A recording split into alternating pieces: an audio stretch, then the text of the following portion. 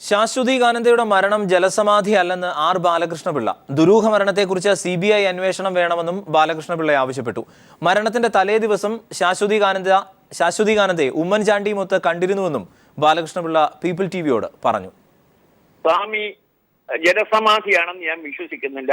ജലസമാധിയാകാൻ പോകുന്നയാള് ഒരു കാരണവശാലും പിറ്റേ ദിവസം കഴിഞ്ഞ് ആലുവായി നിന്ന് തിരിച്ചു വന്ന് കാണാമെന്ന് എന്നോട് പറഞ്ഞിട്ട് പിരിയുമായിരുന്നില്ല എന്നുള്ളതാണ് എന്റെ അതിനുള്ള ഒരു അടിസ്ഥാനം. ആ അടിസ്ഥാനത്തിലാണ് ഞാൻ പറഞ്ഞത്.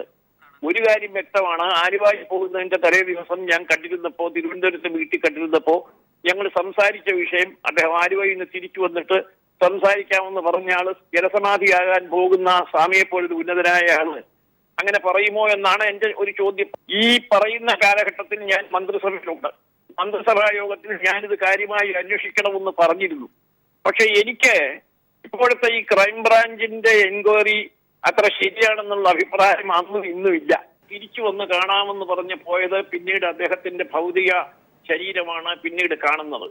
അപ്പൊ അതുകൊണ്ട് അദ്ദേഹം ഒരു ജലസമാധിയിൽപ്പെട്ടു എന്ന് വിശ്വസിക്കാൻ എനിക്ക് നേരിട്ടുള്ള ബോധ്യപ്പെടാൻ എനിക്ക് കഴിയുന്നില്ല. അന്ന് ആർക്കൊപ്പമാണ് താങ്കൾ ശാശ്വതികാനന്ദയെ കണ്ടത്? ഞാൻ ഉമ്മൻചാണ്ടി ഉണ്ടായിരുന്നു.